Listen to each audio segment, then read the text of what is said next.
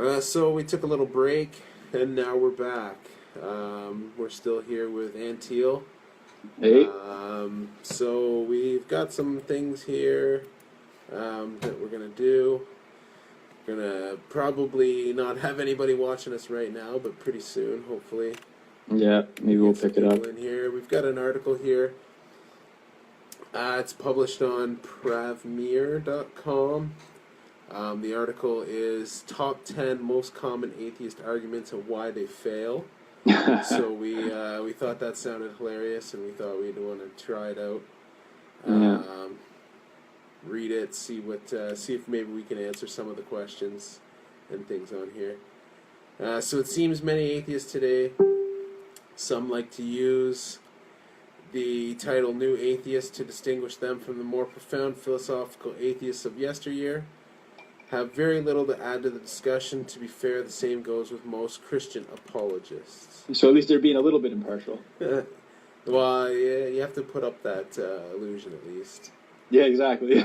So I write very little in the area of Christian versus atheist apologetics, and for good reason.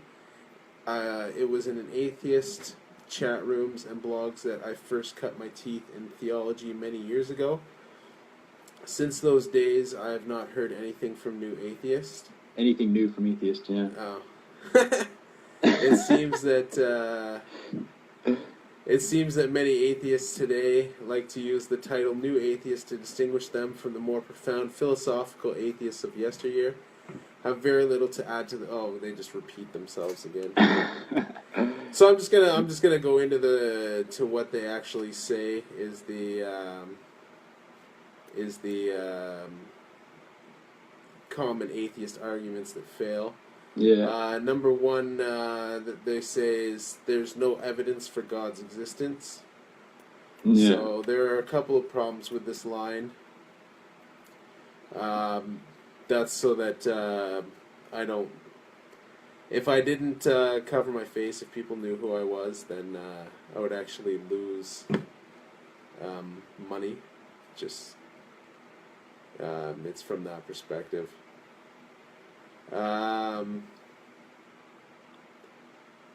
So yes, there are many problems with this line, starting with the idea of evidence. What exactly does one mean by evidence, which is what we hear a lot? Yeah, I think that's a pretty straightforward thing. Evidence. I don't think that many people dispute what evidence is. Something tangible and real. Try and say something like something metaphysical. Exactly. Yeah. What is the sufficient evidence? For one person is often not sufficient evidence for another. A court of law provides innumerable examples of how two parties can possess the same collection of data, the same power of logic and reasoning, yet argue for completely different interpretations of the data. The old saying is true: the facts do not determine the argument determines the facts, which sounds completely stupid.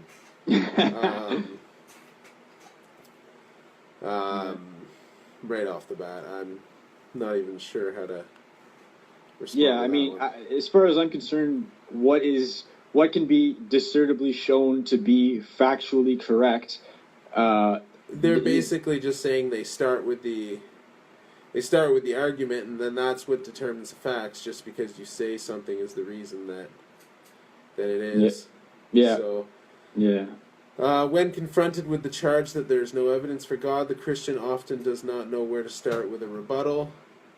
It's as G.K. Chesterton once said, asking a Christian to prove God's existence is like asking someone to prove the existence of civilization. Which doesn't make any sense. You can tangibly point to things that show that there is a civilization. You can show the aspects of that civilization. You can show the institutions and mechanisms of a civilization. So I don't know how that is even comparable right there. I don't understand that. What is one to do but point and say, look, there's a chair and there's a building? How can one prove civilization by merely selecting a piece here and there that is as sufficient proofs rather than having an experience of civilization as a whole? Yeah, what does that even mean? Experiencing of civilization as a whole. I'm not sure. I think what they mean is you're just saying, oh look, here's this thing that proves that that civilization exists. Yeah. But they're saying, like, how can you prove it by having a piece here and there? It doesn't really make sense. No. Kind of flimsy. Like, it's saying, like, yeah, you know because of the evidence around you what's going on. Yeah. It exists, therefore it needs a creator type of bullshit argument.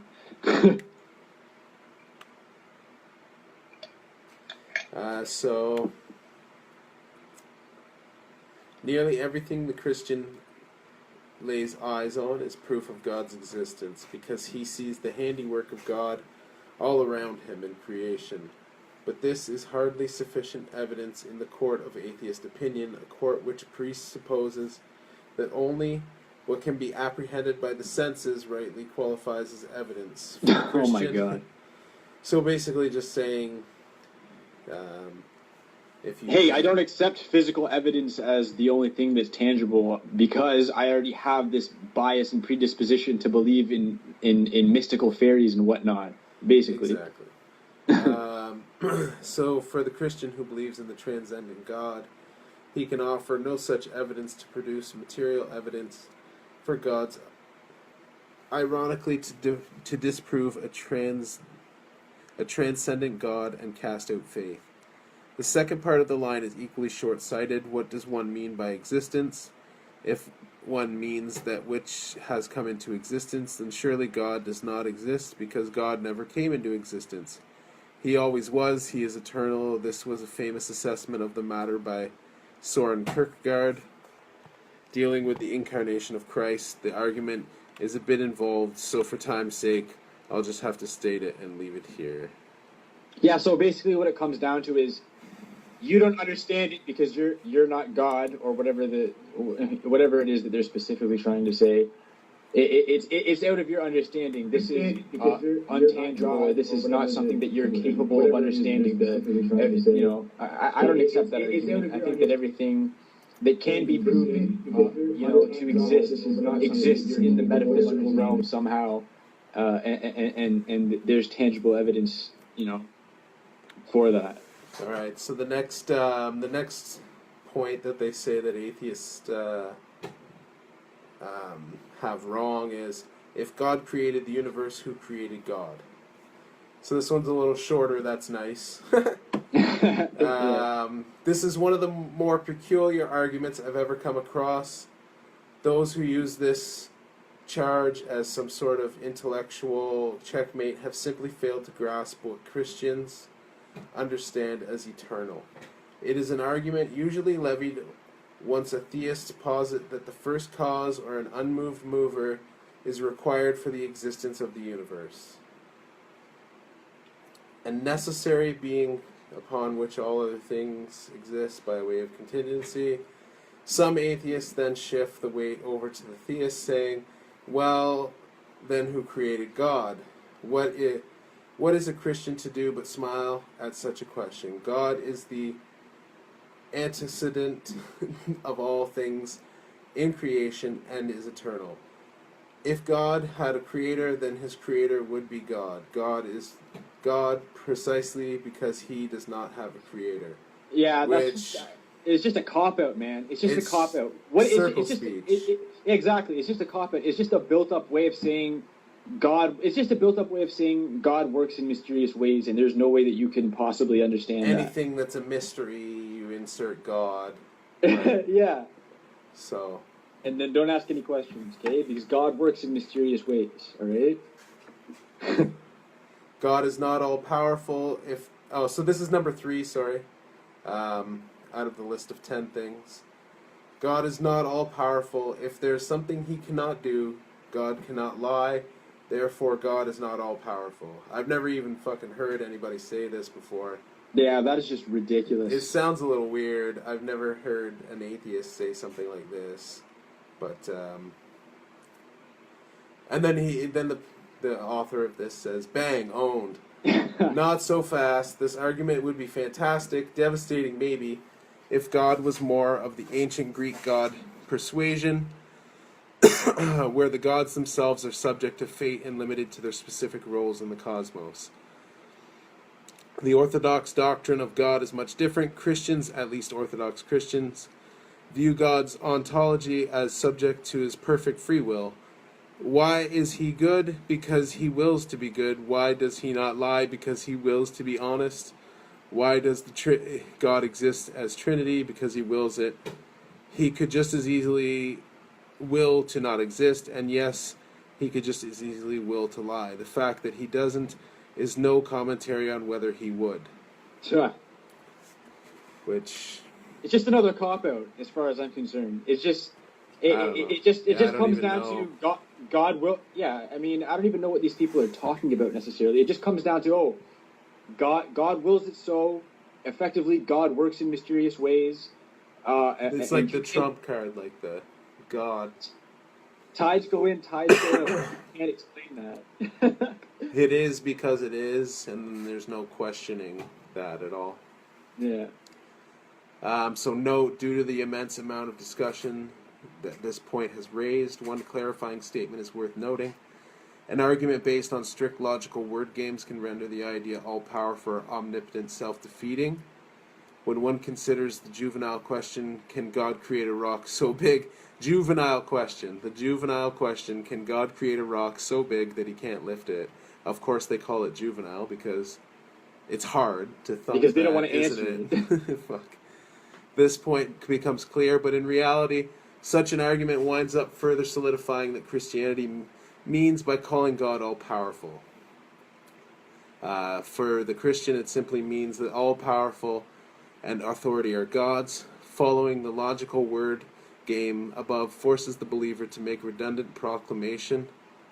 I don't have cats. I have a dog, but no cats. This guy is... Whoever wrote this article is fucking unbearable. I'm sorry, but this... Yeah, I don't even know if I'll be able to finish these. Oh, this one has the flying spaghetti monster in it. We gotta... Oh, great.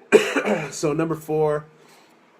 Believing in God is the same as believing in the Tooth Fairy, Santa Claus, and the Flying Spaghetti Monster. Of course, this is describe my God. Well, I am atheist, so wouldn't. I guess, yeah, the Flying Spaghetti Monster. Eh? Yeah. So believing in God is the same as believing in the Tooth Fairy, Santa Claus, and the Flying Spaghetti Monster. So, yeah, it is. His response is, what I love about this well-worn atheist argument is that it actually serves to demonstrate how vastly different a belief in God is to these myths and imaginations. So, of course, it's a myth and an imagination when it's something else. Yeah.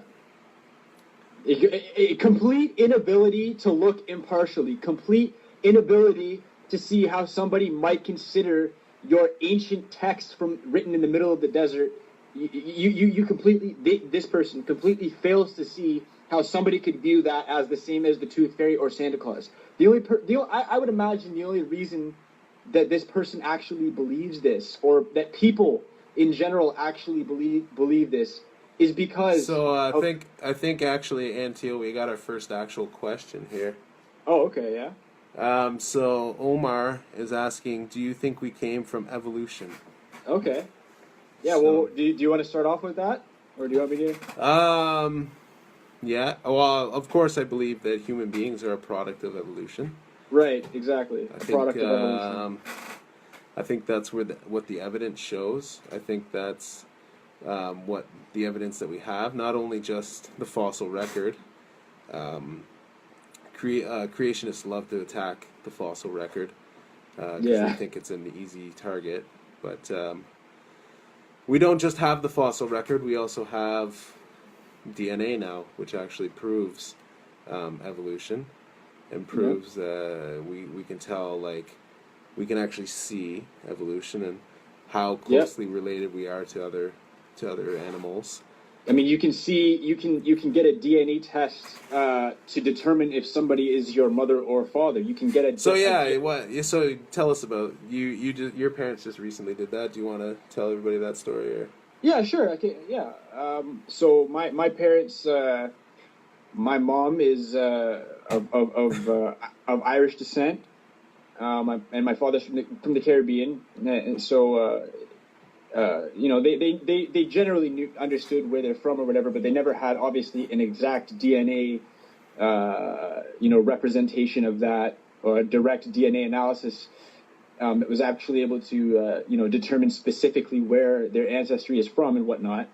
And they got DNA tests done that showed that my dad was 93% Nigerian. My mom was about 73% Irish. And so, I mean, these are, you think that you're 100% of something. My mom always thought, oh, well, both of her parents are Irish, British, so that should be effectively what makes up the totality of her DNA makeup.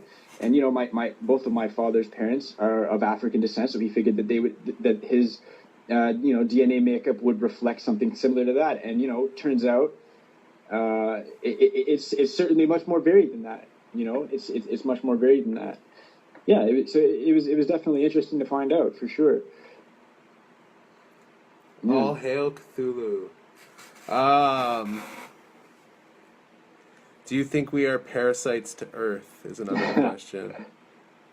I have an interesting take on that, actually. I think the Matrix had something pretty interesting to say when they said we were like a virus, when Agent Smith said we were like a virus. It's kind of like that. Right. I think a little bit. We kind of do spread, and we consume as we spread. Right. I mean, if you look at... Omar, I don't know if you noticed this, but Omar said... clues show that alien life forms created our link. Yeah, I don't completely rule that out, actually, Omar. I think that's an interesting... I do. You do completely rule that out? Yeah, I'm skeptical of that. Okay, yeah. Well, that's interesting. Neil deGrasse Tyson thinks that it's possible that... my dog. Oh, well, I could get him in a minute if you wanted. He could come visit. But, so Omar, thanks for asking a question. Then we have Ray Hahn here, who said, why are you scared to show your face? Are you scared God won't protect you? That's pretty scary, actually. No, it's because if people knew who I actually was, I would lose money in real life. Just because that's how people treat people whose beliefs don't... Not everybody, but there are people in my life that it would affect my well-being. On the issue of, or rather the question, if I can't see the person, the question's gone by now, but are we parasites on this earth? There was something interesting that I heard yesterday, actually, which was that effectively intelligence, obviously, it has its benefits effectively, but could intelligence be sort of an inevitable self-destructive, could be a self-destructive property of humans? Could intelligence, will the things that we discover through science and through technology and through engineering, will human society and the human psyche and just humans in general, will we always be mature enough to be able to control these technologies that we are discovering? And will we always be, being that it takes obviously a very long time to evolve in a physical sense, will we evolve the necessary intelligence to also effectively control and effectively live with the new technology and the feats that come with that? I mean, we've been lucky thus far that no human has, for example, started a nuclear war. We've been particularly lucky about that thus far. But I mean, who's to say that something doesn't happen down the road? That's obviously, nuclear war is one thing specifically, but there are all types of new technologies and things that we discover in the genetic realm and everything like that. Who's to say that humans will always be mature and always be responsible enough to handle this as a species? I think that's an interesting thing that we should always be kind of looking at as people, is, are we as a society, intellectually mature enough?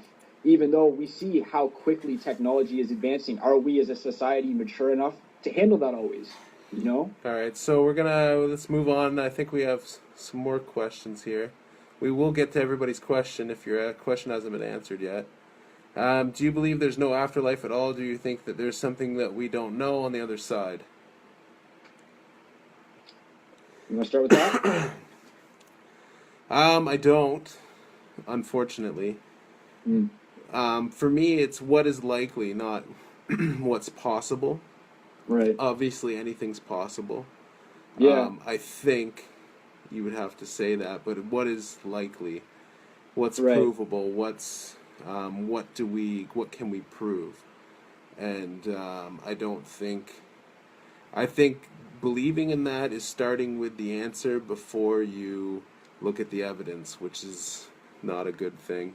Right. So if you wanted to say something quick on that, we can move on. Yeah, no doubt. I think that it's as humans, as a biological species that exists, we know that all life that exists does everything that it possibly can to continue its existence. Every individual life form that you see will effectively do everything that it can to stay alive. So I think it's a very comforting sort of intellectual rationalization that humans do to say, oh, well, if you do these religious acts and you participate in these ceremonies and these rituals, your essence will continue on forever. Don't worry, you'll never die. And I think that kind of, it caters to our biological instinct, which is to survive no matter what. You know what I mean? I think that it caters to that, and that's why it's so dangerous. It caters to such a dangerous idea, effectively, that is not necessarily true, that does not necessarily have any discernible evidence, but it's especially comforting to our most primitive instincts to stay alive. I think that's part of why so many people are so susceptible to believing in that, because there is a base biological instinct that says, hey, I want to live and I want to continue my consciousness going on no matter what. So I think it's an easy way to sucker a lot of people into that, as far as I'm concerned. All right, so the next question, is God real? Obviously, that's a quick one for us, no. Oh. From what we can tell. I think that there's no tangible evidence to suggest that. That's what I would say. Yes, exactly. Are you a son? S-O-N-N. I don't even know what that means. But most people are, though. I am a son, I guess. Or are a nut, why are you hiding your face? I've already answered that because I have to. Just in case. Yeah, because I have to. Why haven't Hitler dominated the West? Could you specify what you mean exactly by that question? Are we going to wait for them to specify? Okay. I feel you, bro. It's hard to discuss logic when people consider their history books to be Bible, Quran, etc. Shout out. Awesome. Why did he kill Jews for no reason? Who? Oh, is that Hitler? Why did he kill Jews? Well, he had a reason. He thought he had a reason. He thought he had a good reason, I guess. Yeah. It's a complex issue. I think that there was other parties involved that wanted to move that along. Oh, they really want the dog. I got to remove my mic if I'm going to get the dog. But I think, obviously it's because of hatred. He blamed the Jews for a lot of the ills that were going on in German society. Definitely. And it was a time after World War I when they had sanctions on them, and their currency was worth nothing. So there was a lot of to have wheelbarrows full of money to buy a loaf of bread. So it was a lot of complex things that led up to that. Yeah. So Cornwall checking in I don't know if that's Cornwall, Ontario, or if that's Cornwall, England. But where's the closest atheist gatherings, or do you guys run solo? Probably Cornwall, Ontario, then, if they're saying local. But we don't really get together. We're friends from... we grew up together in a small town, which is quite near Cornwall. But we're looking to get more people involved in the conversation. So Send always us a think, message on the page, yeah. Small Town Atheist, or visit us smalltownatheist.com. You can check us out there, and you can sign up. Yeah, the internet is definitely something that can be used to obviously you don't always want to substitute a physical meetup. Getting together physically and meeting everybody like that is obviously great. But the internet is a very good tool. People that are all across the world, we can all reach out and we can all communicate on these forums, and it's very good that way for sure. All right, so what's your theory on how we arrived on Earth, I believe is the next one. Uh, Um, you go ahead.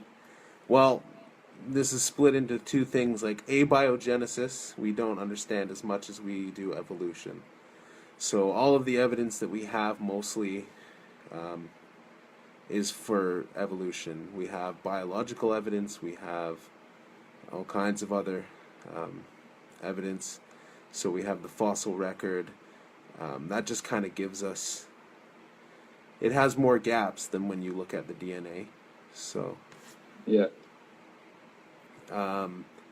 Avik Aman has a So question. obviously we, from what we can tell, evolved from lower life forms into what we are, but we can't think of it as a linear progression. I think actually a good way to describe evolution in a tangible way, in a tangible physical way that we can all see, is if you look at domestic dogs. Look at the domestic It's a good dogs. one, but yeah, creationists will always say that that's macroevolution or what have you. So Sure, but it's still, as far as I'm concerned, it's still evidence of evolution, and you can, because dogs have a it gives you the idea of how it should work, and you extrapolate that over time. That's exactly. When you look at dog breeding, and you replace the breeding process with environmental stressors. exactly, the environmental stressors are key. But yeah, you're right. But I think So that things there's like that domestic one. dogs is a good starting point to people who say, oh well, what's the physical way that I could actually look at evolution has never been observed. You can observe it in certain ways if you actually look hard enough. So do you believe in multi-theory universe? I think he means multiverse theory. Um, I've heard a lot about it, but I haven't really looked into it, so I can't really comment on that. Right. I wouldn't comment too far I on know that some myself as well. respected physicists who talk about that, and so I believe that gives it a little bit of credibility. But Yeah, certainly. I mean, the idea that the universe is expanding. so Ryan Kimmel here has a pretty interesting question. Do you believe that Okay. there's other life in the universe besides us? Absolutely, obviously. It's too big to not. It's It's highly too big unlikely that for there us to isn't. not have other life in the universe. One of the It's key got components that we know about, certainly on Earth, that is necessary for life is water. yeah. And for a long time, there was a debate and discussion as to, is there water on other planets? What is the extent of water on other planets? And we've more recently than not discovered that there was, for example, water on Mars. That there is water on Europa, one of the moons of Jupiter. There is lots of water, albeit much of it is frozen in space. But so it's ice. But there is lots of water, and that is one of the, as far as we know here, obviously, along with the necessary atmospheric conditions, water is the key thing necessary, a key component for life. And there is water in other places in the universe. So, you can work from there towards your own conclusions, as far as I'm concerned. Dan Coe says yes. But he could have had the West. I think that's about Hitler again. Ontario. I don't care about Hitler. Yeah, he was kind of a dick. Yeah, no. I'm atheist. Do you think religious people are kind of delusional? They kill each other for a friend, God, whom they've never met. So we talk about this one a lot, actually. I have something interesting to say on this. You go ahead first. I don't think religious people suffer from something that's called delusional disorder. I think that a belief in something like that without evidence is a delusion. I don't believe that they have delusional disorders. Right. I believe that they just have a delusional thought. They have a delusional belief. Right. That's all. Yeah, I agree with that. Also, but specifically, on the tangible instances that we have of people that commit, say, acts of religious violence against other people, obviously, which is terrible when something you do is based on a delusion. It's all right. Obviously, it's I agree with obviously that. worse. However, I would also point to and suggest that a large portion of the crimes that are committed, even in the name of religion. There's some juicy questions coming up, just so you know. Yeah, okay. A lot of crimes committed in the name of religion in the modern time, I think, also oftentimes have underlying geopolitical justifications behind them, irrespective of how wrong it is to commit a crime, violence against anybody. I think we also have to look at the tangible geopolitical circumstances that lead to a lot of people being manipulated into this. All right, so what's your belief on multidimension and reality? I've heard a little bit about it. To me, it sounds weird. I think I'd have to understand the science more to know.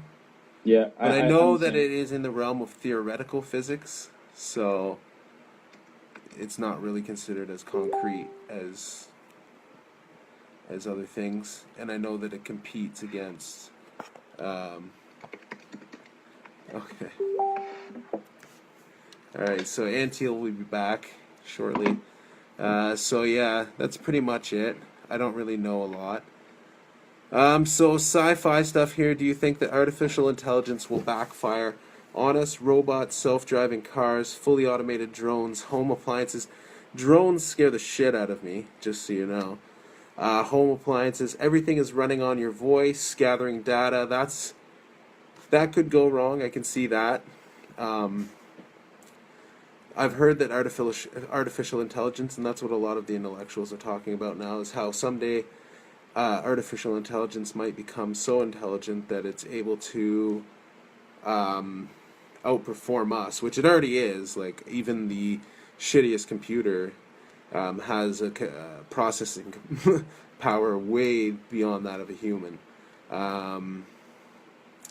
Drones is the scary one. Drones, not just specifically all drones, but ones that are designed for war are a little bit scarier. Robot tanks, drones that drop missiles from above. This is where it gets a little weird, though, is that I think that the evidence that they have shows that it actually reduces casualties, the use of drones over conventional airstrikes. But I don't really, these are just things that I kind of have heard. That's kind of tangential. That's not really what we were talking about, but if that were to go astray, maybe, and some sort of artificial intelligence was running our drones and our cars, and basically they could like imprison us, or I think it's something to think about and to be cautious about, because it could get out of control. I just came back, and I think you're talking about artificial intelligence. The question was sci-fi stuff here. What do you think about artificial intelligence? Will it backfire on us? Robots, self-driving cars. Oh, okay. I see the question. Drones.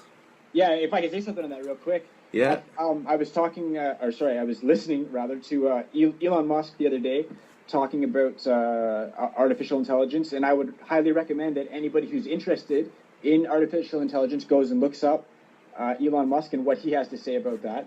But from what I can extrapolate from that, and it seems to be a logical analysis, that if there were to be, say, an artificial intelligence that to any extent could become self-aware, the speed and rate at which it would probably surpass human intelligence would be very fast. It wouldn't take very long for them to be smarter than us. We've been effectively at our same level. We have a greater understanding of science and everything than we had when at previous stages. But effectively, human intelligence and the human ability to comprehend has been fairly consistent throughout our entire existence. We haven't evolved new capacity for a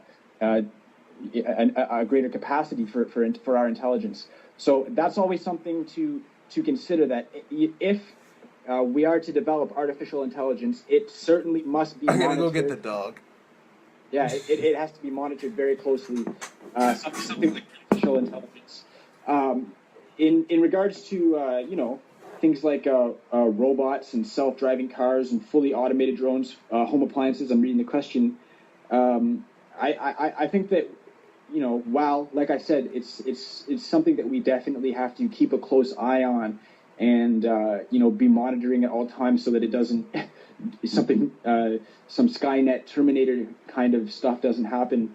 I think it's also important to recognize the limitations that we as humans have, and to consider different possibilities insofar as how we go about managing our society in the future. I think that, for example, self-driving cars, I think that's a great thing, and I think it makes sense to go ahead moving forward with that technology for self-driving cars.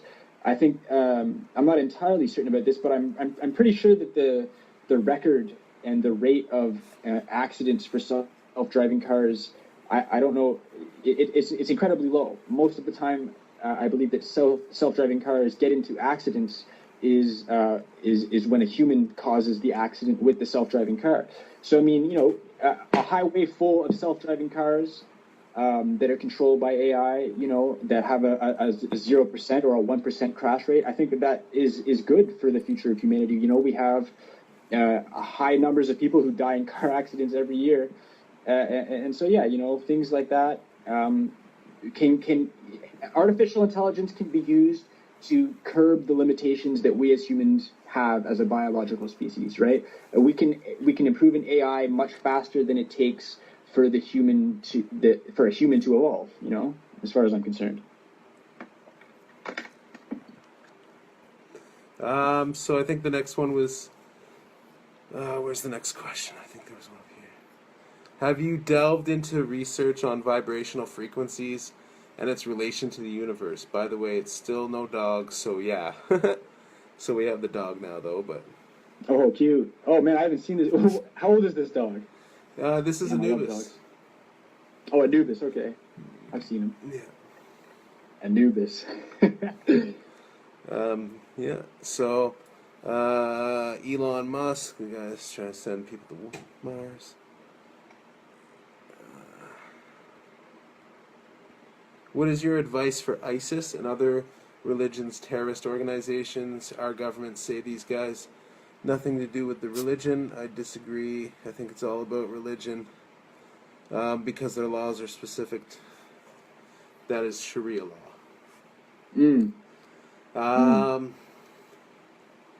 I think it's so a very the interesting idea, question. ISIS wants to create a caliphate, which is an Islamic idea.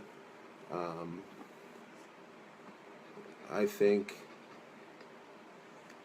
people use it as an inspiration in some ways, but it's not all the religion. This is going to spiral back into a lot of the stuff that you hear me talking about. It's not just the religion. There's a lot of nationalism as well involved. Right. And groupthink and groups. I think there are tangible geopolitical reasons as to why ISIS was able to become what it is now, and I think that those are important things that we have to consider in that analysis of ISIS and what ISIS is, what it's become and what its future is. I'm not convinced, in my own opinion, I'm not convinced that ISIS, the organization that exists now that controls swaths of territory in Iraq and Syria, I'm not convinced that this organization or any organization is similar would have been able to take over territory in Iraq and Syria pre-2003 invasion of Iraq. as far as I'm concerned, the government in Iraq beforehand probably would have eaten up an Islamist uprising for brunch, as it did many times and showed that it was capable of doing on several occasions. So we have to recognize that people turn to extremes under extreme conditions. This is one of the things. I don't want to get too much into the geopolitics, I guess, but that's just something that also needs to be looked at. Is not just the religious element, but the geopolitical element as well is very important. So awesome dog, miniature pincher. Yep. Lol, cute dog. Hey Josh. 5 out of 7 dog. That's rude. He is so cute. Follow-up question to my previous one. Do you believe aliens have been here and visited us? I think you do believe that, Antiel, but I don't. No, I never said that, man. Shut up. No, I don't think there's something like that. I don't think so. I don't think so. Not here. Yes. That's as awesome as my dog. His name is Loki. That's funny, but I can't say why. What are your thoughts on the Middle Eastern refugees moving into Western countries and trying to change our laws? I want to give an answer on that. I don't think people are trying to change the laws. I don't want to assume this person is angry about that, but I feel like maybe they are. Yeah. Now, I don't think people want to. I think people are just trying to escape the same sort of fundamentalist face of religion that we want to escape as well. They're on the same side as us. They're running away from the same people that we want to not exist. I can't be anything but blunt on this topic specifically about the issue of refugees. If you do not want refugees in your country, do not smash countries that are next to your countries. That's another point you could very easily make. Right. Sure. As far as I'm concerned, the majority of the refugees are from Libya, Syria, Iraq, and Afghanistan. What do these countries have in common? They've all been bombed or had Western military intervention going on in them in the last decade. Why were there no Iraqi or Syrian or Libyan or Afghan refugees streaming into Europe during the 80s and the 90s? Is it because maybe there were no dramatic wars that destroyed the infrastructure of these countries at these points in times? I think that is again an important thing that needs to be looked at. If you want to correct these issues, one thing that has to be corrected is our foreign policy as say Western countries, for example, in the Middle East. Had there not been a war in Iraq, there would not be Iraqi refugees in massive numbers in Europe, to be frank.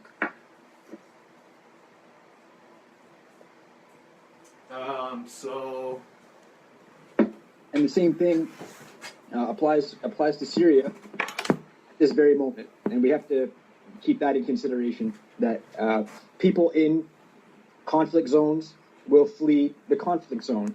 They don't care about your geopolitical interests. People primarily care about preserving their lives. That's their physical and biological response. They're going to do what they think will best preserve their lives. So if you're in a war-torn country, chances are, if you're being shot at, you're not considering the geopolitical ramifications of running into a neighboring country that is safe. You're most likely considering your physical self, first and foremost. And I think we have to consider that in the Middle Eastern case. So the next question is... Oh, no, I'm not going to like that. What are your thoughts on the guy model for CoverGirl? I don't even know what that means. What is it? What?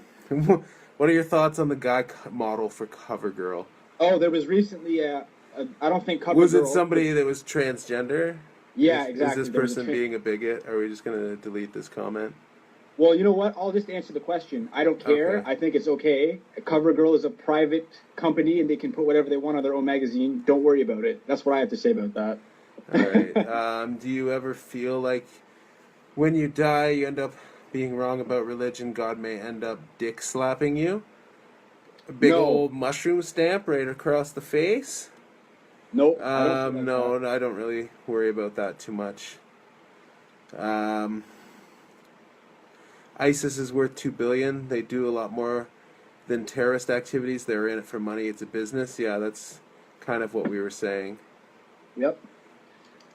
Something on that I'd like to say actually real quick is, if you look at, say, a conflict map of Syria from the year 2012 to 2013, if you can see who controls what territory, it's very clear. ISIS controlled a very large stretch of territory across the entire Turkish border, and for a very long time, nothing was done about it.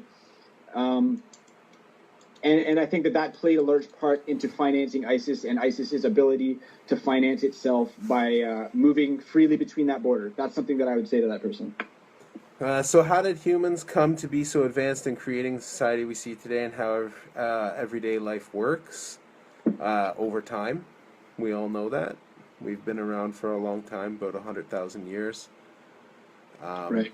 And slowly and surely we kind of just developed. Do you believe in the theory that all intelligent life has intelligence cap before they destroy their own civilization? Eventually, it sounds a little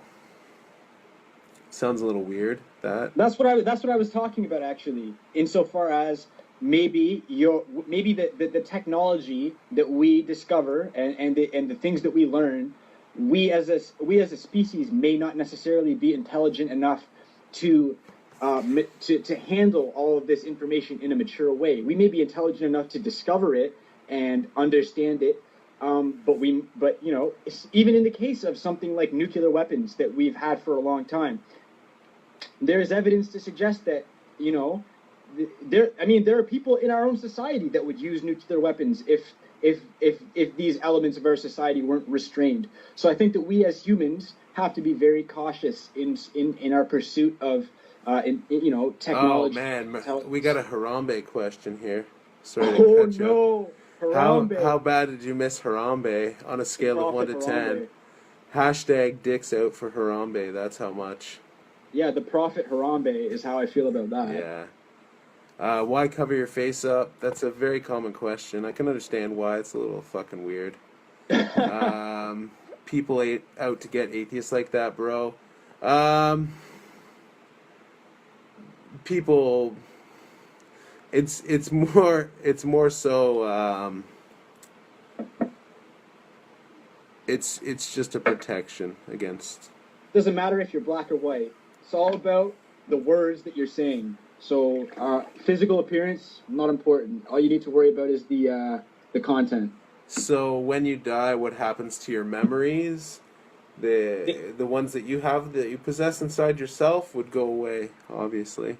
They cease to exist, just like you cease to exist in a physical sense.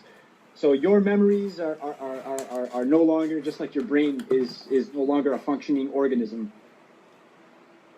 Yeah.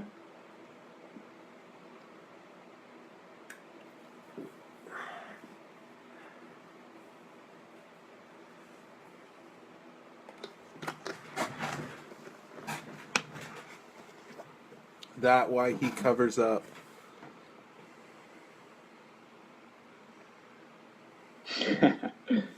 Everybody wants to know why you're covered up, man. No, that why. There must have been something I said, and that's the reason why. It's because I'm an asshole, plain and simple. And Eric Bloor agrees. And I agree with him. So yeah. Keep sending in questions, guys. Keep sending in questions. If you have any questions, don't hesitate to ask. That's what we're doing. But I'm going to go back to this article because we're on number 5. Oh, okay. Yeah, good idea. Christianity arose from an ancient. What's the overall belief of an atheist aside from a? See, that's the thing. Are you reading number 5? No, Justin's got a good question here. This is one that we hear a lot. So what's the overall belief of an atheist aside from a lack of God? And there is none. An atheist, an atheist is a label, and it's not a capital A. I don't describe myself as an atheist. I describe myself as atheist. Right. Yeah. I just lack a belief in a God, and that is atheist. I'm also a humanist. I'm also a skeptic. Right. the primary expression that I've used to define myself is a humanist. That's the term that I like to. Humanist would be how people who are moral, in my eyes, anyways, secular people would identify themselves as, or not secular, sorry, atheist. You believe that the problems in humans can be solved from within humans. I think that's basically the only way. Yeah. So I am a humanist. I'm a skeptic as well, so I'm usually skeptical of most things until I'm able to find more evidence on it and no doubt figure it all myself. All I want to know, do you think nuclear war is inevitable? Anteal does, for sure. No, I don't necessarily think it's inevitable, but I do think it's a strong possibility and something that, again, we all have to be cautious about. What's CUNR? I think he was trying to call me a cunt. Yeah, that's funny. You can get out of here. Or he can keep watching. Yeah, I don't really care. Oh, to the question of if we think nuclear war is inevitable, for example, I don't think it's not inevitable, but we have to be vigilant against any nuclear power saber rattling. So that could be the United States and Russia, that could be China, that could be India and Pakistan, that could be Israel with its undeclared nuclear weapons. Any country that we know to have nuclear arms, we must be vigilant as a human species about their foreign policy, and we must be vigilant about their militarism. And again, there's the Nuclear Non-Proliferation Treaty, which we should be as active citizens, we should be pressuring our governments or any government that still has nuclear weapons to abide by that non-proliferation treaty and progress to disarming from nuclear weapons. That's definitely something we need to be active about. All right, so next question. Do you think reproduction would simultaneously stop in the future, or is there no end to life on Earth? Simultaneously stop, it doesn't really make sense. Maybe if like the sun supernovaed and that would simultaneously stop all the only ability that you can point to, the only time that we know when the sun will explode effectively, however many billions of years that will be. So I would say that would be the timestamp that you can place, is however many billions of years until the sun ceases to exist. But other than that, you just have to consider... It doesn't seem likely, I would say. It doesn't seem likely unless we humans do something... well, even in the case of humans, we could never destroy life permanently. We could only make it so bad that we can't live. But yeah, the sun, the inevitable end of the sun is the timestamp you have for that. So Justin says, apparently I'm an atheist then. Even though I'm a Christian because I'm not faithful practicing Christian. I would say, hey, if you're a Christian, that means that you believe in the Christian doctrine, right? So if you identify as an atheist, that entails that you don't subscribe to that Christian doctrine. You may be from a Christian family, but I think it's on you to decide if you are going to openly identify as an atheist, or if you want to identify as a Christian without actually believing in Christian faith. I would prefer to be consistent. It's getting a lot of angries on that one, and loves. Yep. A lot of angry and loves. It's a lot of hate fucking right there. That's good. Do you think war would be pretty much non-existent if there was no religion? I don't think so. No. I think nationalism starts a lot of wars. Right. Bad ideas. If there was no bad ideas, but that just seems ridiculous to say. That's a hard bargain right there. It's bad ideas. Bad ideas start wars. And sometimes legit things like resources. Sometimes wars are just for resources. Yeah, actually, I would say, honestly, the majority of the time that wars start, even though the civilian populace may have religious or cultural or ethnic problems or anxieties with their neighbors, the top brass, the top political officials of any respective country, usually they start their wars over geopolitical and real politic, interests. Even if they may use ethnic and religious tensions to stoke up their populations, I think most of these wars are over tangible things that we can point to, non-religious things. Now, a caveat to that for me is, I think that nationalism is mostly shaped by the religion of the people as well, too, though. So Yeah, I a agree with national identity is your religion is a big part of your national identity and how you identify yourself, like a nationalistic point of view. That's true, but I think even in the absence of religion, people will tie themselves To something. I to don't. something. They will. If you're German and you're an atheist, you may not. I think that's right. I think it's right to an extent. Yeah, I think we hit that one on the head, I think. Do you think war would be? Oh yeah, we just answered that. Some people's kids. Do you believe in God? Do you believe in God? That almost sounds like lyrics from a song. Do you believe in? Do you believe in God? I'm sorry, I won't do that to you guys anymore. But no, I don't. We've already answered that quite a few times. None of that over here. What's your thoughts on North Korea's leader Kim Jong-un? He's obviously fucking crazy. Yeah, I think that. Oh, sorry. You go ahead. Yeah. I don't like the setup of how they do things and how it's a hereditary dictatorship. Obviously, I'm sure he's a nice enough guy. He's probably a little bit spoiled, from what I can. No doubt. And he just kind of the North Korean people live in agony every day, and well-off North Koreans, ones that are really tight with the regime. They do well while the rest of the people kind of languish. But yeah. Okay, Go ahead. I agree with that to a large extent. Obviously, the what you have in North Korea is a very repressive, authoritarian, centralized government. But I think again, as this is something that people who are listening will maybe find that I'm sort of a broken record when I say this, but I think it's very important always to focus on the external geopolitical circumstances that lead to a lot of these situations. I would just tell people to read thoroughly and extensively about the history of Korea and the Korean Peninsula, its occupation by Japan, before coming to any final conclusions about what you think about North Korea. But in terms of Korea, I would say the Korean people of the Korean Peninsula, meaning the people of South and North Korea solely, need to be the people who come to the conclusive solution of what will happen with the division of the states and any potential reunification. That cannot be determined by outside powers. That is the Korean people that need to come to that conclusion on their own. That's what I would say about that. So this one's kind of comical.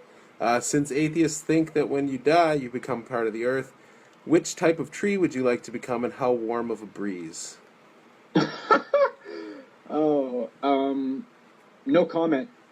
Yeah, I would say oak, the mighty oak, and maybe an oak. Eh? That's not bad. The mighty oak, and I would say that breeze just when fall is starting, when you just start smelling the wood burning fires in people's homes, and there's just like a little crispness. Actually, I changed my answer. I'd like to be a vine, like a grapevine. A vine? That grows up the wall of weird, like a wall or something. That'd be cool. All right, I'm down. Yeah. So you guys Canadian? Yes, we are. Both of us. Yep. No doubt. Was 9/11 an inside job? I used to think that when I was younger. And then, I just kind of realized. I don't think that there's sufficient evidence to suggest that. I think that's to be frank, the United States should not have a relationship with Saudi Arabia. But do I think it was an inside job? No, I don't think that. Yeah. On a molecular level, we're just made up of electricity and basic elements recycled by the things we eat. For example, cows eat grass, we eat cows, we die, I don't eat cows, but Um, we die, become nutrients for grass. The cycle continues. Your atoms could potentially have been atoms from. I've actually thought about this a lot before. Yeah, me And too. Me too. it is true to an extent. The molecules of water inside of you could have been inside of a famous person before. Yeah. Canada for life, of course.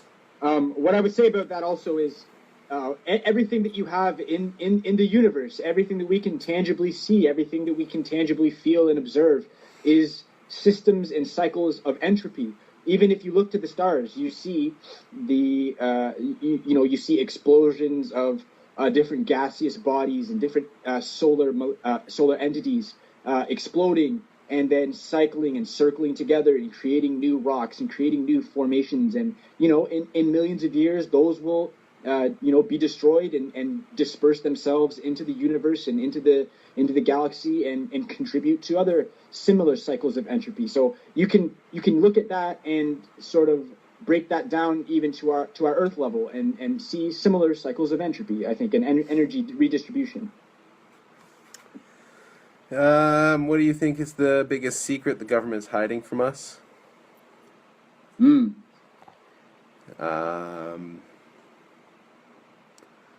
I don't think necessarily that. I think that one of the biggest, everything that the government does, most of the things that the government do, if you go and really take the time and effort to look and see, so we're in Canada, for example. We're based out of Canada here at the Small Town Atheist. Most of the things that happen are public record. If you really have the effort and want to go and look and find out what the government is doing, everything is fairly black and white. You can find it in writing somewhere. I think now the problem is that most people don't do that, and most people, their sources of information are from the media, and then and that's a whole different ball game, right? So that's what I have to say on that, at least. What do you think the biggest secret is?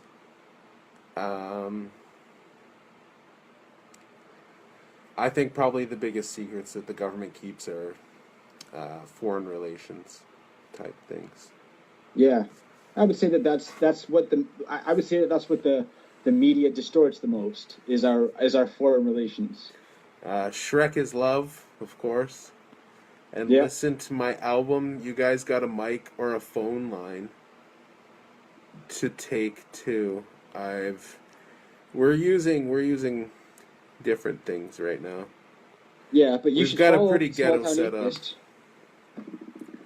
I like the guy on the speaker. He sounds pretty smart on a few answers. I'm sure that will inflate his head a little bit. Yeah, that'll definitely inflate my overinflated ego. Why people always ask me, where do I get my moral values? I get mine from something I call the moral barometer. It's an invention of Steve Harvey. It's actually really good. The moral barometer never does me wrong, no matter where I go. You can check it out. It's on our page, Small Town Atheist. There's 3 different levels of morality.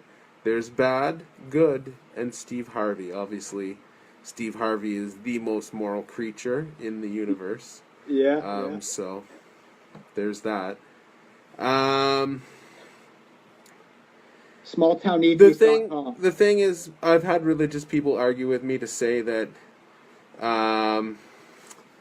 that atheists and that they steal their morality from religion. I think it's actually the other way around. I believe that secular morality has evolved alongside human beings in the way that we treat each other. Yeah. And I think that religion has used that to its benefit. Exactly. You believe in aliens? Somebody found that funny. Probably a theist, obviously. Yeah. You believe in aliens. Aliens in the sense of a hyper-intelligent species, I'm not sure. There has to be life in the universe somewhere. But the vast distances involved in space... It would be incredibly unlikely that I mean, again, now that we know how big the universe is, it would be phenomenal if Earth was the only place where any life existed anywhere at any point in time, right? Solar systems look just like atoms and neutrons. Do you think there's a link on a deeper level? I do. Uh, I think that it's an interesting thing to consider at least. yeah, I think there's a pattern to the way that the world is. I think there was that video on Facebook where the guy's like, "I prove the existence of God." Have you seen that one? I don't know about This that. So many kid- people have said that. This kid has proved the existence of God. It's some meme video on Facebook, and it's pretty much he just proves symmetry, and like how there's patterns in the way that things form. I think that's what it is. I think there's patterns. If you look at the veins on a tree as well, and the way that a river meanders across there's all similar patterns. And I don't think just because we don't understand why that happens, you can just substitute God in there. I don't think that that's a reasonable thing to do. Yep. But yeah, I do think not a link. I wouldn't say there's a link, but I think there is a reason why. Come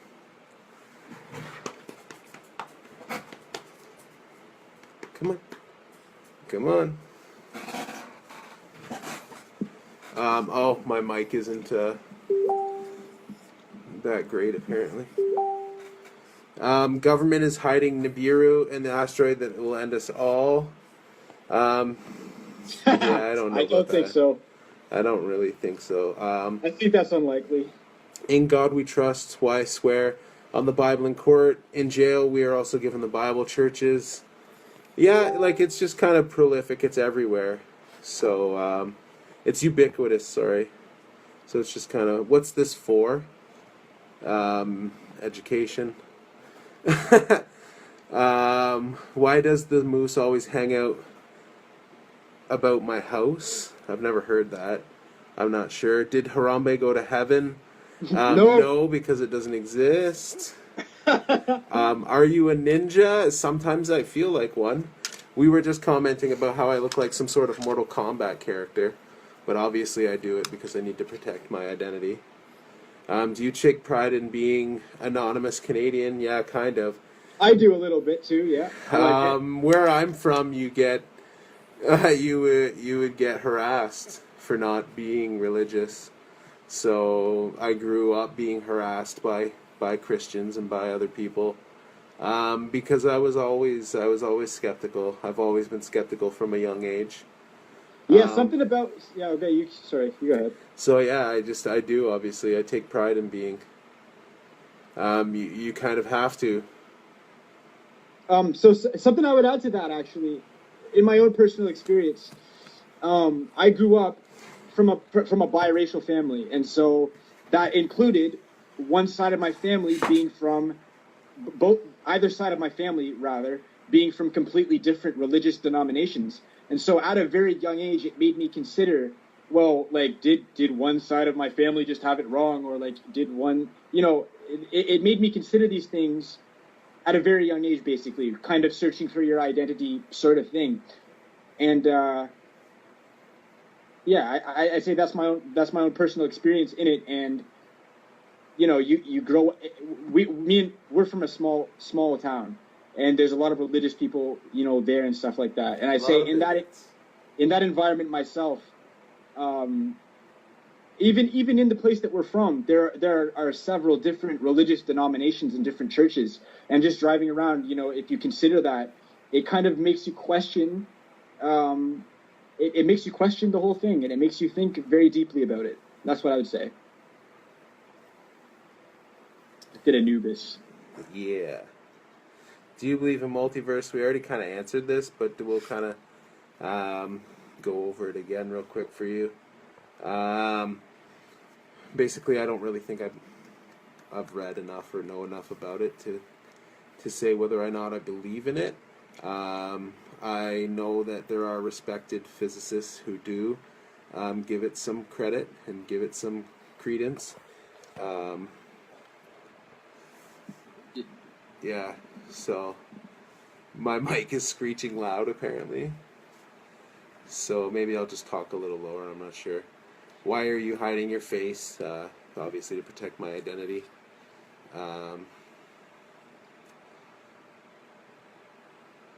What do you think can be done to cease the indoctrination of children into religions they would not believe in otherwise? We were just talking about this on the last live video. Yeah.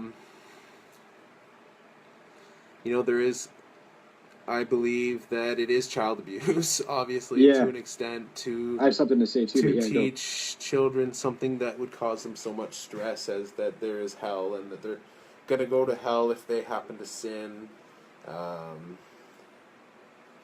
That kind of thing. Do I like BuzzFeed? Well, I don't know. Not really.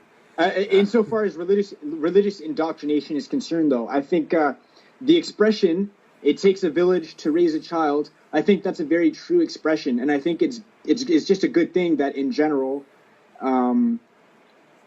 society seems to be moving away from the religious trend, and so when it takes a village to raise a child, I think when the child goes out into the village and there are no religious elements really in the village, I think that will have a dramatic impact on the future of religion, the strength that it has going forward. I think it's greatly diminished. You see churches that have really low turnouts and really the people that are highly religious, I'm sorry if you are a religious person listening in right now, but I feel personally that the bulwark and the majority of religious people are dying out probably, and the majority may be gone in the next half century.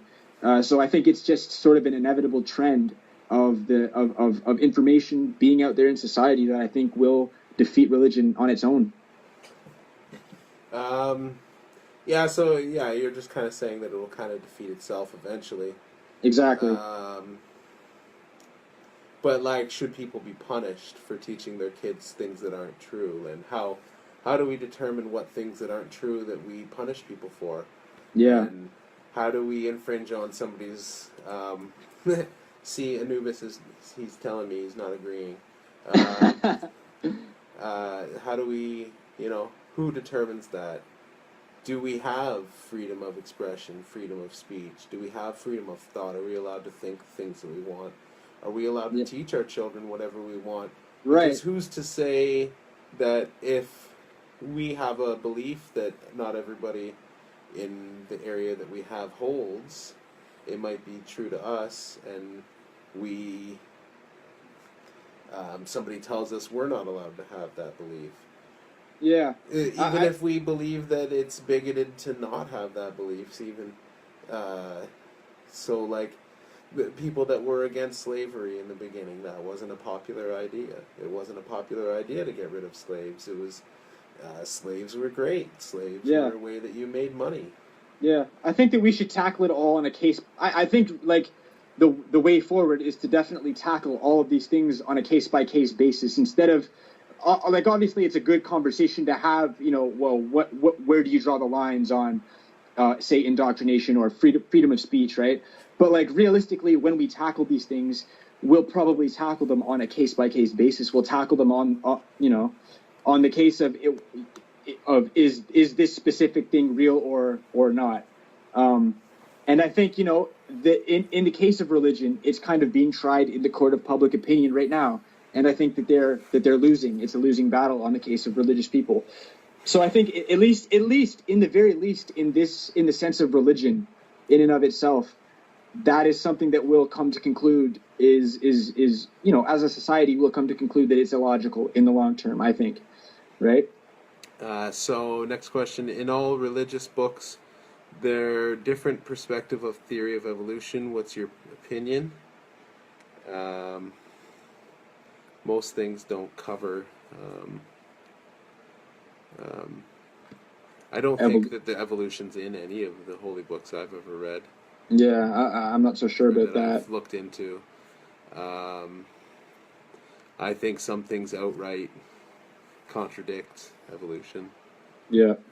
I mean, so much in many religious books just outright contradicts what we know to be real now. Even just to pick on Christians for a quick second, the virgin birth, absolutely preposterous. We nobody would, even within Christianity, some people don't believe that it was a virgin birth. Some people believe that it was something. Oh, really? Okay, There's different perspectives on that. It's a lot of people say that it's something that was added in. I believe actually most Protestants don't believe that Mary was a virgin. Okay. Well, I mean, I would still wager that there's a number of people who do subscribe to that. Yeah. And it's preposterous. But I mean, even within the religion, there's a lot of there's tons of contradictions. I mean, I'm actually not so well versed in religion that I could go through the Bible and cite all these contradictions. But I mean, I believe in the story of Adam and Eve, there's a talking snake. I believe, like, come on, we know these things to be completely untrue. Just measure up the things that you read in the Bible with things that you can see and things that you know to be true in life right now, and use that as sort of a barometer or a measurement of if your religion is true, if what you're reading is true. So, why would the devil punish someone for doing evil deeds? Logically, he wouldn't. Exactly. Except for that he's serving as an agent of God, so he basically does God's dirty work in the Bible. In the story of Job, God gets Satan to do all these terrible things to Job to prove to Satan in a bet that he would remain faithful after all these terrible things happening to him. So the devil kind of serves God. God created the devil serves God. God, the evil things he wants to do, he does through Satan, basically. Right. So that's why it works out logically for Christians. I wouldn't say overall, but should purging be allowed? That's a little fucked up. Lucifer, Satan, I think actually they have different origins. They kind of get conflated, but I think in some sects of Christianity they get conflated, and in some they're separate. Because Lucifer means light bringer, it means the bringer of knowledge. Lucifer was Lucifer fell because God sent him out because he wouldn't bow down before the humans. But then there's some people that believe that God actually rewarded Lucifer for not bowing down, right, and that it was a test. And I've heard that before as well. Yeah, there's some. So I want to shout out to Omar Saldana for being here from the beginning when we started recording, basically. And I was wondering if you could clarify what you meant on your question, should purging be allowed? If you could maybe extrapolate on that a little bit. Purging in what sense? What do you mean by that? And so then we'll move on to the next question while we wait for Omar to answer that. Belinda asked, wouldn't an atheist being a non-believer, not know anything about the religion? I think just because you don't believe in God doesn't mean that you can't learn about what a religion is and what they do, what people do in a religion, how they worship. You could be and this has happened. I mean, you could be a priest or a pastor, and actually, because you know so much about the religion, and it comes into conflict with your secular beliefs and what you actually know to be true, that is what drives you actually to leave your religion. Is that you know so much about it that you know that it's actually in conflict with reality. As opposed to somebody who maybe only knows a little bit of it and only understands a small amount of it or whatever. I think that's important. Atheism is a religion in itself. Atheism is a religion, just like abstinence is a sex position, basically. I've never heard that one before, but that is actually perfect. I'm gonna have to use that. That it is. Atheism is not a religion. Atheism is one thing. Atheism is a rejection of the claim to a God. That's it. That's all. There's no. It's not a religion. The only thing that kind of hovers close to what a religion traditionally does in regards to setting out the moral framework for people would be humanism. And that's not atheism. Not all humanists are atheists. There's Christian humanists, there's Muslim humanists. Right. And there also isn't a strict doctrine for humanism, even though there's sort of a general consensus around what it is and what it means and everything like that. There isn't a strict doctrine, which is kind of one of the reasons why you have to throw away these religious ideas, because because of the strict doctrine, I would say. Atheism, we did that. Does Rasputin really had some power? No. I think they're trying to say, did Rasputin have power? No. I don't know. I don't really. What kind of power? I mean, he had influence in government, but do you mean power as in, I think that counts as power. I think maybe that sort of secular power he had and influence in government, but mystical powers, no. Oh, no. Oh, do you think that's what they meant? I don't know. I thought they meant power in the traditional, like, non-supernatural sense. Rasputin was kind of a he was known as that. Yeah, no, I know. Yeah, definitely not if that's the case. Yeah, magic does not exist. Yeah. Being Christian and raised that way, when growing older and learning to see things from a different perspective, it leaves so many questions. An adult's brain is way different than a child's brain. As an adult, we see that it's hard to prove God exists, whereas a child can be brainwashed that God exists. That's exactly right. And the same goes with Santa Claus and the Tooth Fairy, and I struggled with that.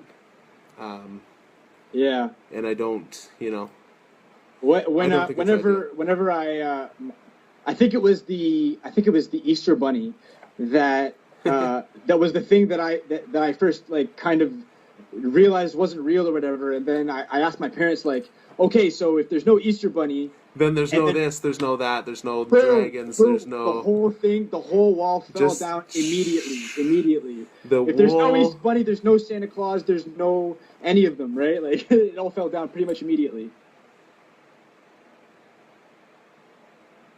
When are you guys running for president? 2020. Canada has a prime minister, that's true. Yep. Are you Canadian? Yes. You have no power. You mad bro. Some of the worst things in humanity were done in the name of God and religion. Yeah, that's true, but also nationalism, and there's other things as well. Bad ideas, basically. You better not come to Canada. We're already there. We're Canadian citizens. Yeah, so what's your purpose? To educate people and to ask questions and start a dialogue. Why do atheists spend so much time fighting against something they don't believe exists?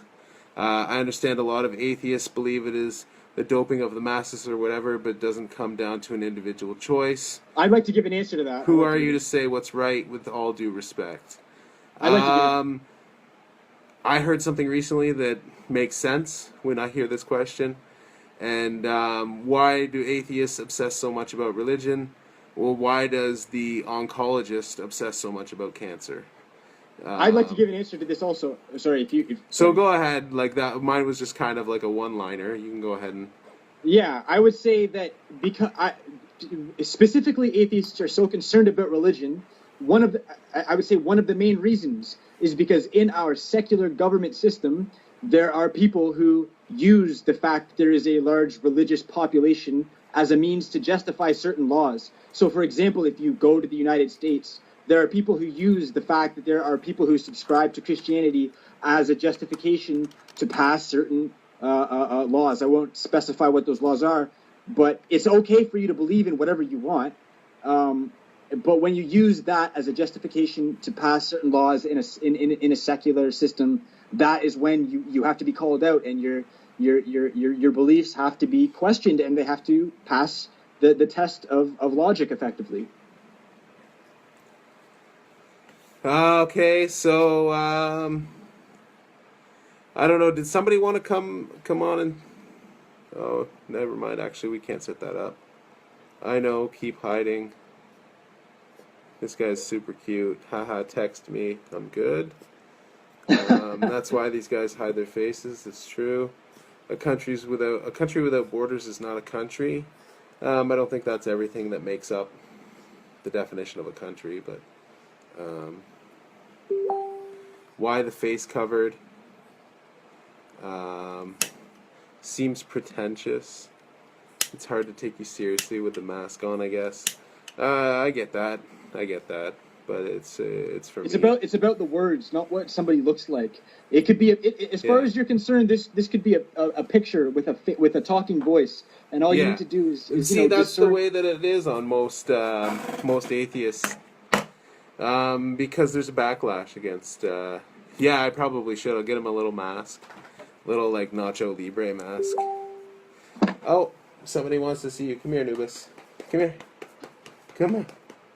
Jump up here. Come on. Come on. Oh, you doofus.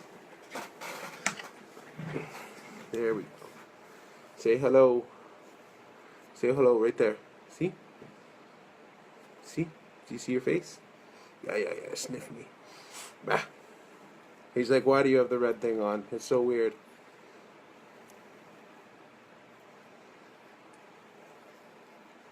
Oh, buddy.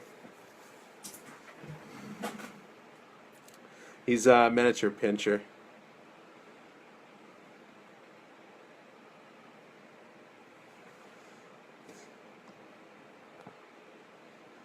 So, religion has hid behind a mask for time. Yeah, kind of. So yeah, if there's any more questions, I think Anteel's on another little break. Yeah, so if you guys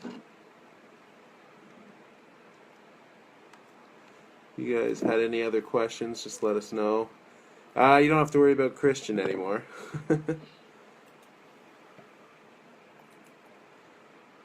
So, yeah.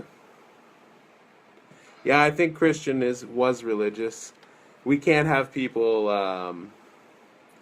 inciting on here, so he's been removed. Yeah, be cautious about inciting anything.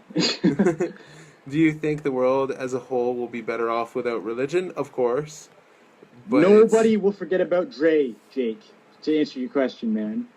Nobody. It's still Dre to the death, bro. Oh my god, I think we actually... Would we get in trouble for this, you think? No, I don't think so. It's only a snippet. It's fair use. I just want to hear the beginning.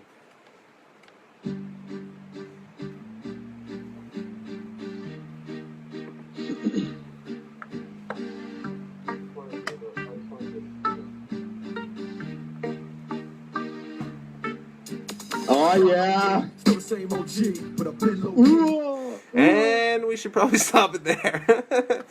Yeah. Oh man. Oh, it's too much. Do you think you could ever forget about Dre? Obviously not. If, let's say, you did meet God, what would you say or ask him? Why he didn't reveal himself more?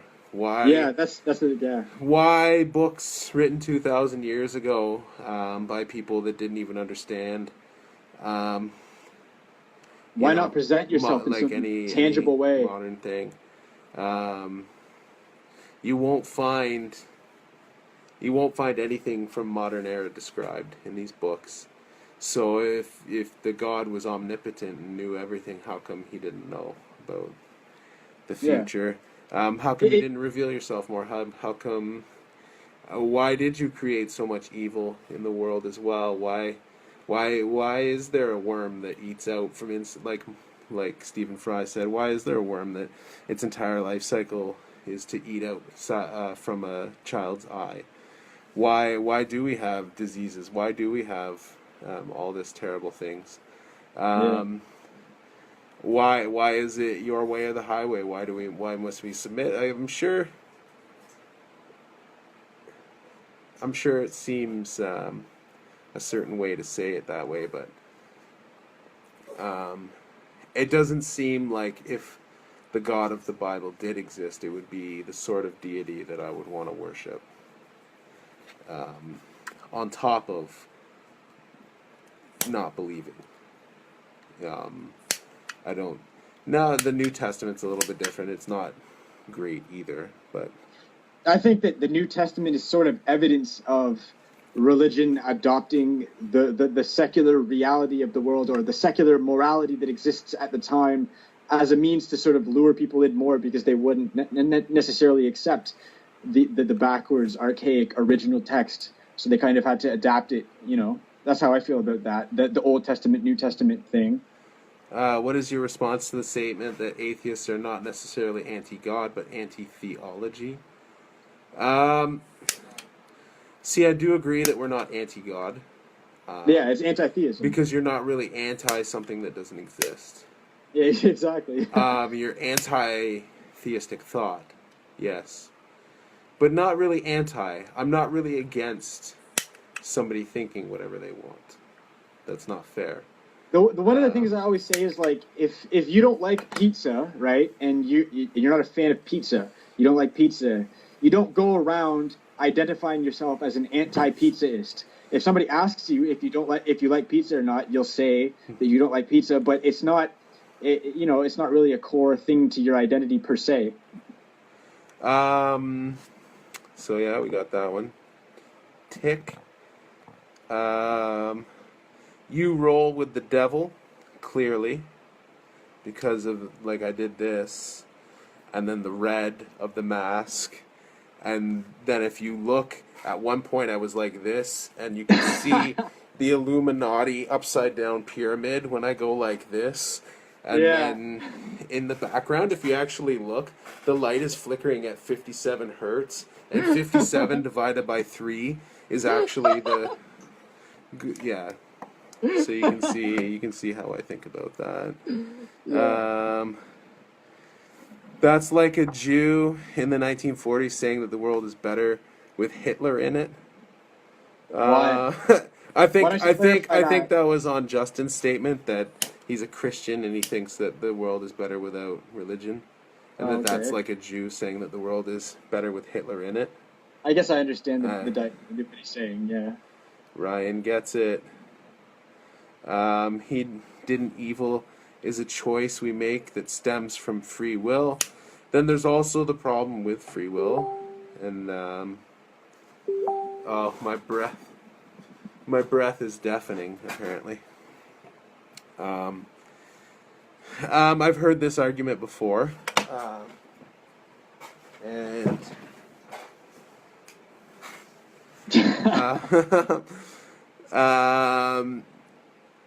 yeah, basically, people say we have free will, but if you actually look at the Bible, there's some instances where it proves that, according even to your own theology, that you don't have free will, like the case of the Pharaoh in Exodus. The Pharaoh was going to let the Jews go, but God hardened his heart, and he decided. And so he didn't. And then every time that the Pharaoh thought, hey, I'm going to let the Jews go, God hardens his heart, and he doesn't. And so do you really have free will, or is everything God's plan? It's one or the other, and it's a dissonance to say otherwise. It's either everything's God's plan, everything's the way that God is planning, or we have free will and all of our actions are our own. It's one or the other, really. So,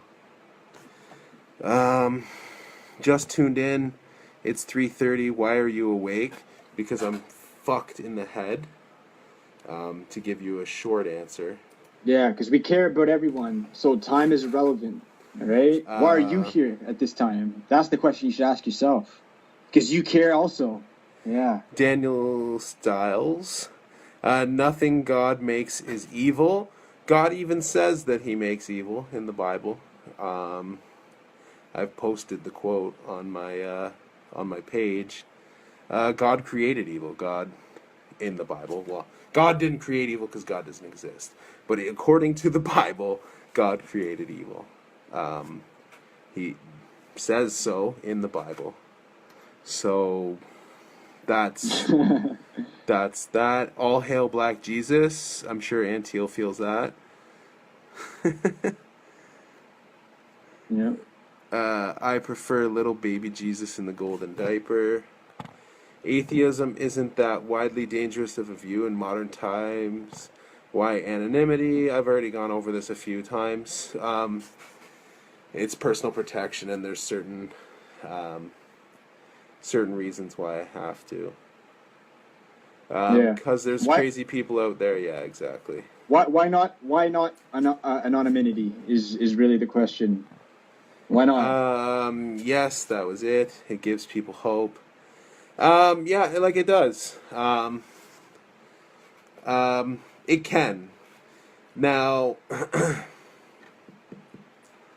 you can't say that religion does all these good things and then say that it does no evil.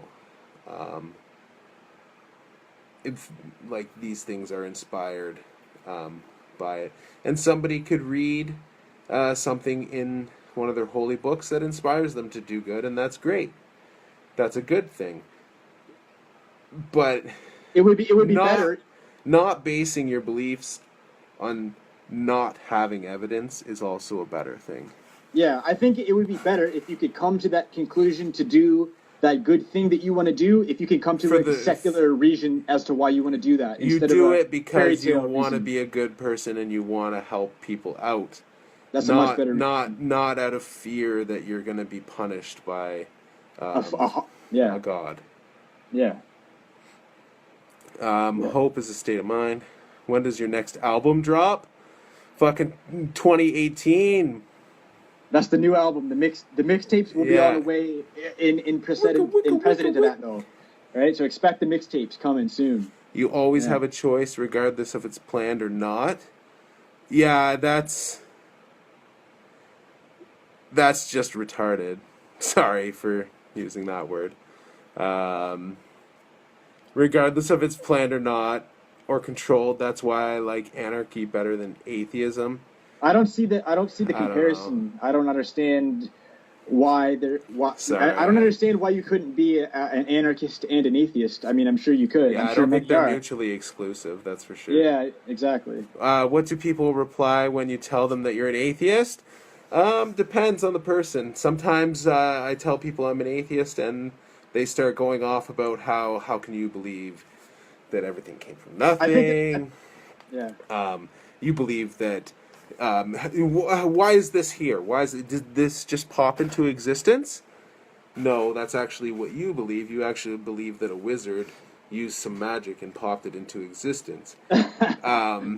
If you're referring to the Big Bang Theory, the Big Bang Theory doesn't say that there was nothing and it exploded into all of existence.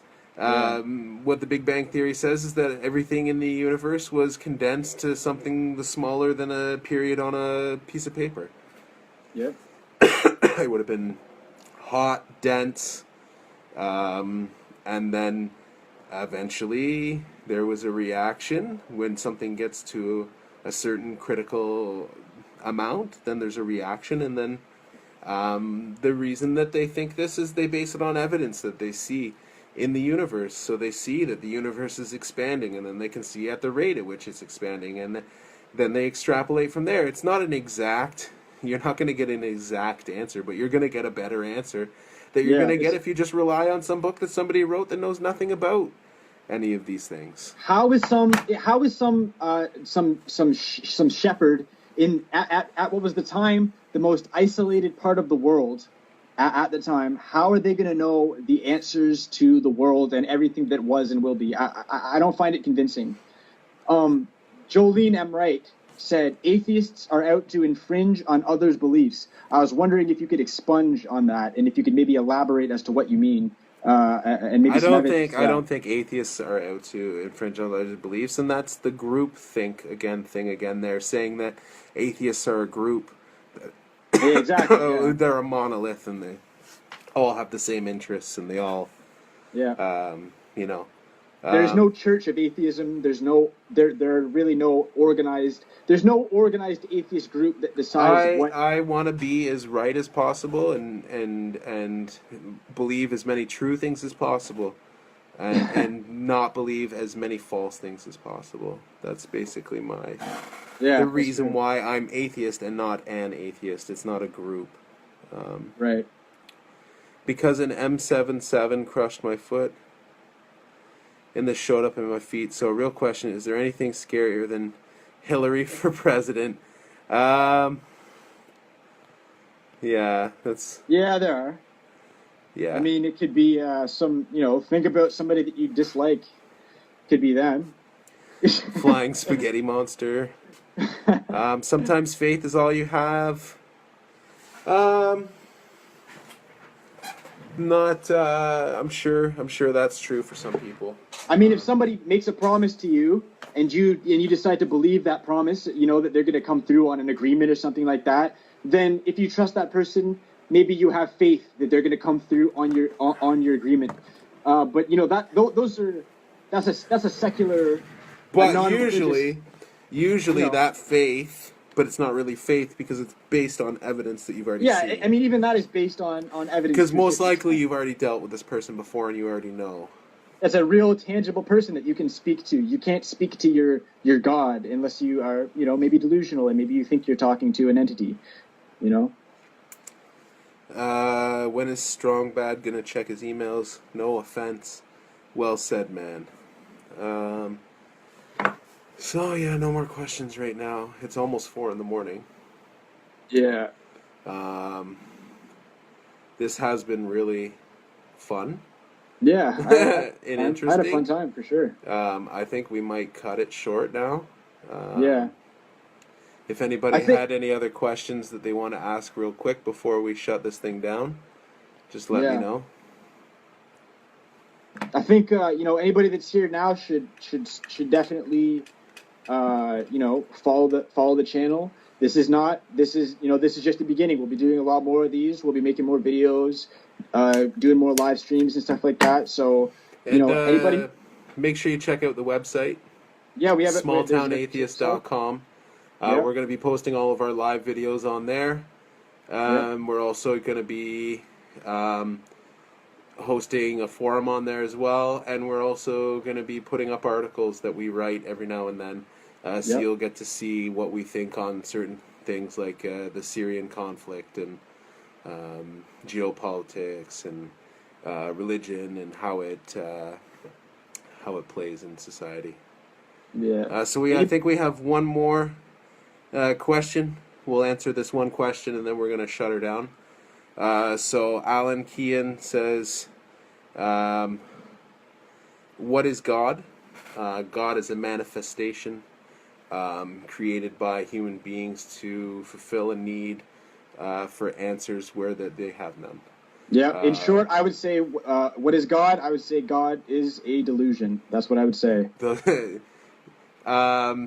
Yeah, a delusion is a belief that is not based on, that there's no evidence for, or when you're presented with evidence to the contrary, you still believe in that thing. That's a delusion. Doesn't mean that you have delusional thought disorder or delusional disorder. It just means that you have a belief that's a delusion. Yeah. Let's tell the whole wide world we are atheists. Aren't we special snowflakes? You know it. I am definitely the kind of person that would be known as a special snowflake. Yes. I am so special. I'm like. Well, I mean, hey, we're all individuals. Every snowflake is different. So, who knows? Maybe we are special snowflakes. I think maybe we are. Also, infringe by removing statues and monuments if it's on public land. I believe that's the law in the U.S. Yeah. That that the state cannot make any stance on religion. Yeah, I think that there's a clear separation between. If you're church going to and state. include one religion, you need to include all. But on private land, I don't see a problem with it. If it's your property, if it's your land, you can do whatever you want. All right, guys. This is Small Town Atheist and Ann Teal. Check us out. We're going to be trying to do these videos as often as possible. Yeah, thanks a lot, guys. All right. Appreciate the questions. Have a good night.